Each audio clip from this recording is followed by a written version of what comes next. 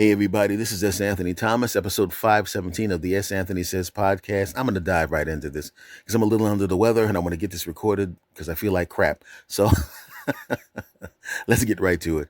I think even really good people have bad sections, right? People always say, well, people have good sides and people have bad sides. And that's probably true for most people. But I think there's some people that are really good, but they don't have a whole bad side. They have like bad spots, right? Even good people have bad spots. And I'll tell you what I'm talking about here. Um, I know some people that you would literally trust them with your social security number and know in your mind that they wouldn't do anything with it. But there's a part of their mind where they still will do bad things, and it's kind of weird to see. I'll give you a couple of examples. I worked in an office, and when you work in the office, a lot of times offices will have like petty cash. They'll have like a little metal box with a couple $100 in it. Maybe you buy donuts for the office or buy everybody coffee, little things like that. And one guy who everybody trusted this guy. Like I said, he's one of those guys that you would, if he called him and said, "Hey man, I'm going to fill out these forms for you. I need your social security number." You go, "Oh, okay. It's this, that," and you would just give it to him because you knew he wasn't going to do anything with it. But all of a sudden, he had access to the petty cash. Ooh. And as it turns out, the petty cash was sometimes it was $500, sometimes it was $1,000. That was in the office. And he was the guy who would log in the petty cash. He was the guy that if the manager wanted to buy some donuts for the office or have a pizza party or something like that, we were all salespeople. He would be the one that would take care of it because everybody trusted him. Yeah. And he was the one that wrote down how much money was spent. Yeah. And nobody double checked it because everybody trusted him. Yeah. But as it turns out, everybody probably should not have trusted him. It started out with little things. It started out with a extra 20 in his pocket when he went to get the donuts. Nobody checked the receipts. And if he did it one time, he did it the first time. He probably did it the first time just to see if anyone would notice. Right? I mean, think about it. Because you could always go, "Oh crap," because you've done it before. You went to the store for somebody, and maybe you went to two stores for somebody, and you gave them the change, but then you realize some of the change was in your right pocket, and some of the change was in your left pocket, and you call them up. You know what? I still got like $3 from your change or $5 from your change in my other pocket because I went to two different stores. I'm gonna give it to you when I see you next time. It's not a big deal. But what if they don't notice it's gone? Like what happened to this guy in the office. He goes to get some sandwiches for everybody for the sandwich party, and he holds back about $20 for himself. And he waits to see if anybody would notice. And nobody noticed. Ooh. As it turns out, I was doing okay, but this guy was making a good living. And I don't understand why somebody who's making a good living would want to pocket $20. Well, I was right. He didn't want to pocket $20 because the next time he took $60. Then he took $100. Then he got really greedy and took $200 and didn't think anybody would notice. But as it turns out, one day he was sick and somebody else had to take over his duties. And because somebody else took over his duties, they looked at the books and they looked at the numbers and they realized, oh no, guess what, sucker? There's hundreds of dollars missing from the petty cash. The last time he walked out of the office on that Friday, called in sick the next week, which he actually was sick, he never actually set foot back in the building again because they called him up and they fired him. You did this, you did that, fired. Imagine having a job where you make a good living and you get fired for stealing a couple of $100. This guy was a family man, good father, good husband from what we could tell from the outside, trustworthy, nice guy, got fired for stealing some money, petty cash that wasn't really that big of a deal, cash he didn't really need, but he saw it.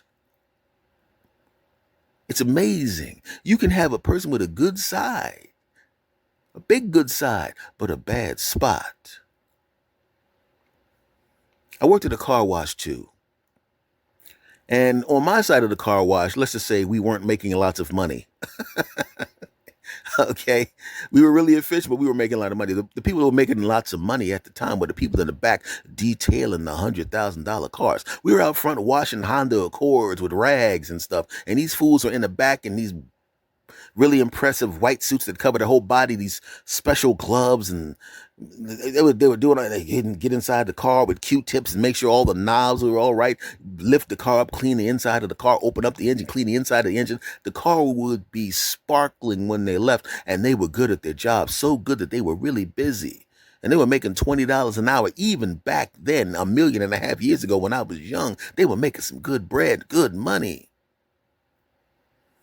And one guy looks inside the car he's cleaning. He sees a couple of handfuls of quarters. Now, back in the day, there was no, you didn't have a transponder in your car for Easy Pass. Easy Pass wasn't even a thought at that particular time. What you did, you drive up and down the road, and when you get to a toll booth, it was 75 cents, 50 cents a buck. You grab some quarters out your hand. There was a big basket there. You throw it in, and it would slide into the machine. Bing! And the thing would come up, and you could drive on. So everybody had bunches of quarters in the little bucket inside their car. You have a little container in your car. Everybody did it. Made sense. So this guy's detailing an expensive vehicle, one of many. And he didn't think that the person who put the quarters in there would miss the quarters. Once again, everybody back then had a bunch of quarters in their car for that specific purpose. And he didn't just take a couple quarters. He didn't just palm a couple quarters. This fool took all the quarters. It was about $5 in quarters. And he didn't think the rich guy would miss the quarters. Now, as it turns out, had you met that guy, you would realize this is a nice guy. He's a really trustworthy guy. Seemed like a sweetheart of a guy, making a good living, making good money at a place where he wouldn't have gotten fired. The only reason he got that job is because the person who had the job before him retired because they made so much money at that job. It was a career. And this fool got rid of a job that he could turn into a career because the person he replaced had that job as a career. That's how much money they were making. He saw $5 in quarters and decided to put it in his pocket and didn't think anybody was going to miss it. He's even dumber than the first guy that I just talked about. That guy at least took a couple $100 or whatever it was, which was moronic. This fool got fired over $5 in quarters. We watched them walk him out as the person who owned the car cursed him out. They didn't call the police, but the guy got the $5 in quarters right back. You didn't even get to keep the quarters, you stupid chump. And you wound up getting fired. He seemed like a good dude, but he had a bad spot. Now, I know that I'm talking about other people, and I should probably, hey man, how come you talking about other people? You're a good person. Do you have a bad spot? You're daggone right, I have a bad spot. Should I tell you about it? Let me think. Yes, that's kind of the point of this. I have a bad spot. It's a small bad spot, I'd like to think, but it's a bad spot, and I did a bad thing a long time ago. But then again, it was really kind of retribution. I'm not making excuses for it, but I did something that I wouldn't do now, right? Wouldn't even have done 20 years ago, but I did it then. I was dating an older lady. Now, an older lady for me at the time meant 30, or no, she was like 27, 28, something like that. And we were having a great time, and I was doing comedy, and I was making a little bit of bread. Not a lot of bread, but a little bit of bread, right? And I would have to go past where she lived to get to the club. So she gave me a key, right? Because let's just say, I was waking up there, if you understand what I'm saying, on a regular basis. So she was fine, right? And sometimes I would leave stuff over there. And one time I left something over there with some money in it. Didn't think much of it. This is the person that I'm waking up with on a regular basis, my girlfriend. Why would I worry about leaving a little bit of money here? Not a problem. I came by to get the money that I left there, and some of it was missing. And I'm assuming, okay, maybe she needed it for something, not a big deal. She'll either give it back to me or explain why it's gone, not a problem. It wasn't a ridiculous amount of money, but I felt it when you pick up an envelope and 25% of it's gone, you feel that, right? I know what it weighed. Wasn't a lot. It wasn't like some life-changing money, but at the time I would feel that. I felt it when it was missing. And I didn't think much of it, But But then as it turns out, I found out later on, she, as an older person, wanted to be with an older person and someone who was closer to her age. And she was investigating that other person while I was in a relationship with her, and she didn't have cash at the time. That particular guy was close by, called her, told her he was around, and she said, "You know what? Let me take you to lunch." Told me she was working. I went over to water the plants, which is one of the things I did because I had the key. She didn't expect me at that time, and I figured, let me water these plants now. That way, I don't have to worry about later on. Whatever, little things around the house, around her spot, just to be nice. Whatever, I'll do that, and then I'll go do the rest of my day. That way, I don't have to do it later, or whatever. Go into the house. That's when I found the bread. Boop. I get the answer machine messages. And I hear the plan. See, back then you had an answering machine, had little tapes in it, and if you didn't pay attention, sometimes you would actually record your phone call. When I had one in my apartment, I would record my phone calls. Like if somebody was giving me directions, and back then there was no GPS for everybody. There was no cell phones like that. If somebody gave you directions, you want to make sure they were right. So I remember going, hey, I'm gonna start recording this phone call, and then I'll write down the directions later. Is that cool? Yeah, man. And then I would record. Well, apparently she didn't realize she had recorded that conversation with that dude. Oh, he left. Oh, yeah, I have some cash right here. Yeah, she had cash right there. My cash. So now I know she went to see this dude.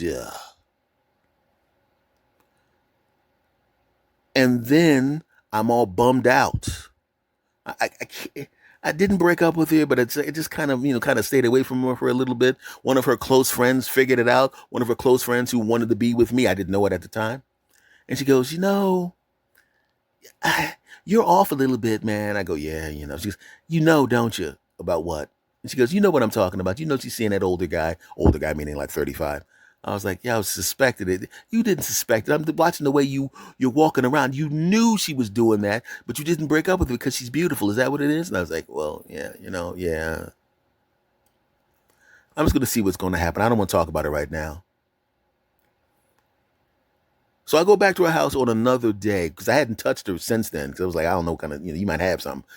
But I still was around her. I said, I don't feel too well right now. Just, I go into the house. And she gets a phone call from her boss at her actual job, which she actually has to go to this time. And it says, you know what, that job thing you were going to go to, you don't have to go to it. I don't want you to waste your time because that's a long commute, for a job that's not going to happen. So just take a couple days off and we'll start up again on Wednesday, but just whatever you do, don't go to the place because no one's going to be there. And there's no reason for you to fight through traffic like that to get there. So don't go to it. And he mentions the city and it's about 3 hours away. And I'm standing there above the answering machine. Oh, yeah. I could leave that message on the machine. Young me could have left that message on the machine, but young me was angry. Because it was confirmed. What I knew was confirmed. It was so confirmed that it was just heavy. It's like walking around with a big, gigantic weight on my chest. My back was dragging me down. And I was angry. And I wanted revenge. But I couldn't do anything super mean. But I could do this. Oh, this answering machine has a erase button. And because it was recorded on tape, the person that left the message is not going to call back again to see if you got the message. They know you got the message because they just left it on your answering machine. It would be a shame if someone was to erase this message, like this, click, gone. Went through the rest of the evening, acted like everything was cool. And she's I'm going to go to this day. I'm like, oh, yeah, it's like 3 hours away. And yeah, I tell you, all right, yeah. Remember, there weren't cell phones like that back then. Yeah. And I wave, yeah, I'm going to water the plants while I'll be here. You'll be back like Friday, right? Oh, yeah, I'll be back. Oh, yeah, okay, well, okay, I'm going to take care of the apartment for you. And yeah, take care. Good day. Have a good day. Give me a kiss. Let it go. Enjoy your 3 hour ride, sucker. So I watered the plants because I wanted the plants to live. Ironically, I wanted the plants to live, and at the same time, that relationship was dead. Put a little note on the table and I wrote it out. Hey, I know about, and I wrote the guy's name. Hope you guys are happy. By the way, I forgot to tell you, that job got canceled. Hope you enjoyed the 6-hour ride for nothing. By the way, the money you took from me to spend on that guy, I'm going to consider that my paying for a ticket out of this BS relationship. Don't contact me again. And I said some expletives that I wouldn't use right now. And I left the key on the counter. And I walked out. Now, the current version of me would have confronted immediately, would not have done anything mean or unethical. I would have just said, I heard what you did. I saw what you did. I never want to see you again. Here's your key back. Don't contact me. And then I would have rolled up out of there. But the younger version of me wanted some revenge, baby. And the young me was still a really good person. But he had a bad spot because, like I said, I wouldn't do that to somebody now. But I'll be honest with you, even though I wouldn't do something like that now, there is a bit of satisfaction in knowing, because she tried to contact me after that, and all I told all my friends, don't tell her nothing, don't send any messages, don't tell me about her. And she tried for a long time to get back to me, but no, it didn't happen. I never actually spoke to her again, and she finally got the message when all of my friends were like, leave him alone. But I'll be honest with you, like I said, when I think about that now, and as I recount it to you now, I am not happy with the fact that I behaved in that specific way back then. But if this was a video podcast right now, you would probably see a micro smirk on my face. Because even though I don't agree with it, young me still pictures her arriving at that place after the 3-hour trip, realizing that it was not happening, thinking that it was a mix-up, driving 3 hours back, having her whole day wasted, and then coming back and seeing that note on the table and realizing that the young kid that she had taken advantage of, by the way, I was an adult. I say kid because I'm older now. I was in my, I think I was in my early 20s at the time, maybe late teens, early 20s. Yeah, it was I did it type message. And I imagine her, and I know her well enough to know how she behaved. First, she was angry, and then she realized, oh crap, I was kind of just using him for, you know what I'm saying? And I kind of like having access to him, meaning me, but now I don't have that anymore because I'm an idiot. By the way, when I wasn't available to handle boyfriend duties, the other guy, when he had to deal with her on a day-to-day basis and had to deal with all the crap that I was dealing with being the boyfriend, or what I thought was the boyfriend, all of a sudden, she wasn't as exciting anymore when he wasn't sneaking to see her. And within about a month after I dropped her, he dropped her too. And she wound up with nobody. Now, am I happy about that result? No. Yes, I am. Am I happy that I did that? Absolutely not. Well, it doesn't bother me that much anymore. Am I happy that she was miserable for a while? Okay, I'm going to admit it. Yes, I was. But I know from personal experience that you can be a good person and have a bad side, or a really good person and have a bad spot. Are you a good person? Huh? I'm pretty sure you are. Did you have a bad moment? I'm pretty sure you did. What was it? What did you do? I wonder. All right, folks, this has been episode number 517 of the S. Anthony Says podcast. Thank you very much for coming back. I'm going to podcast a little bit more often now because some other things that I had going on were kind of messing up my schedule. So the podcast will be appearing a lot more regularly now, probably once a week. And that's what I'm shooting for. And I want to thank you guys for the kind words. Everybody that came over from YouTube and started listening to the podcast, thank you very much. All the people from these other different countries that I didn't even know were listening to the podcast. I didn't know. And I'm glad that you are. Much love to everybody. So, everybody in the world who's listening, much love to you. And I will see you again next time. Take care.